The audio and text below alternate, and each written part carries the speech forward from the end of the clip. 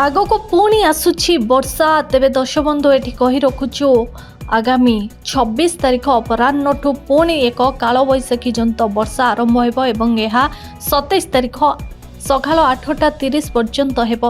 तेबे एथिपाई 26 तारिख अपराह्नरू 27 तारिख अपराह्न जाए अनेक जिला गुड़ी को येलो अलर्ट जारी करिछि पाणीपाग विभाग। जो सबू जिला गुड़ी को येलो अलर्ट जारी करा जाइछि पाणीपाग विभाग पक्षरु से सबु जिला गुड़ी मध्य रही बरगढ़, झारसुगुड़ा, सुंदरगढ़, केन्दुझर, मयूरभंज, बालेश्वर, भद्रक, जाजपुर, कटक, केन्द्रापड़ा एवं जगतसिंहपुर किछि किछि स्थान रही सहित कंधमाल, रायगड़ा, गंजाम, गजपति ए 15टी जिला पाई येलो अलर्ट जारी करा जाइछि पाणीपाग विभाग।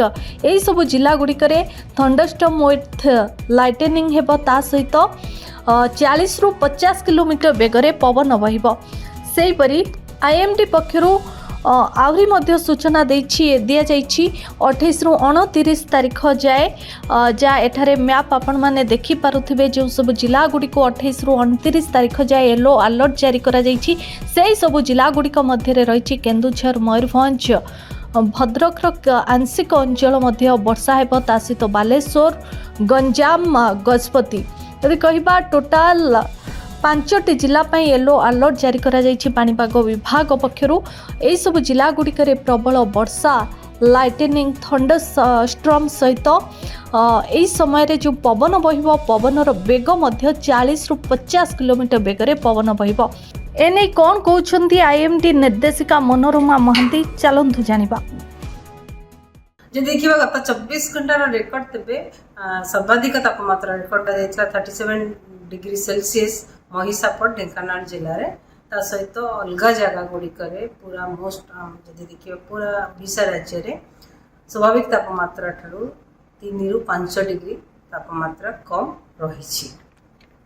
पारलाखेमुंडी 36.2 डिग्री सेल्सियस रही, Dhenkanal 36.1 degree Celsius, Bargarh 35.8 degree Celsius record करा सहित सुंदरगढ़ दिन तापमात्रा स्वाभाविक तापमात्रा 6.3 डिग्री सेल्सियस कम रही, केउंझर 5.6 डिग्री सेल्सियस कम रही, भुवनेश्वर में 2.4 डिग्री सेल्सियस कम रही, कटक में 3 डिग्री सेल्सियस कम रही। बर्तमान सेमती किसी विशेष पाणीपाग स्थिति नहीं, किंतु आगामी 24 आवर्स 24 घंटे मयूरभंज, बालेश्वर, केउंझर, गजपति, रायगड़ा, कोरापुट, मालकानगिरी जिले में कामहा स्थान में हल्का वर्षा होबार संभावना रही। काली 24 तारिख कोरापुट, मालकानगिरी जिले में कामहा स्थान में कि 1 किलोमीटर स्थान में हल्का वर्षा होबार संभावना रही। 25 तारिख में हल्का मध्यम वर्षा होबार संभावना रही।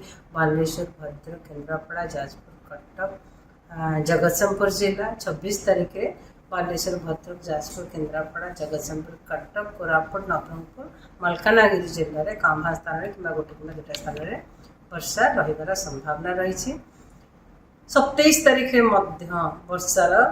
वर्षार परिमाण वृद्धि पाइब। आम अभ्यंतर ओडिशार जिला गुड़िक आ उत्तर ओडिशार उत्तर उपकूलवर्ती अंचल जिला गुड़िक किछि स्थान में हल्का मध्यम वर्षा रहिबार संभावना रही। सहित दक्षिण उपकूलवर्ती अंचल जिला गुड़िक वर्षा कामहा स्थान में कि 1 किंवा 2 स्थान रहिबार संभावना रही।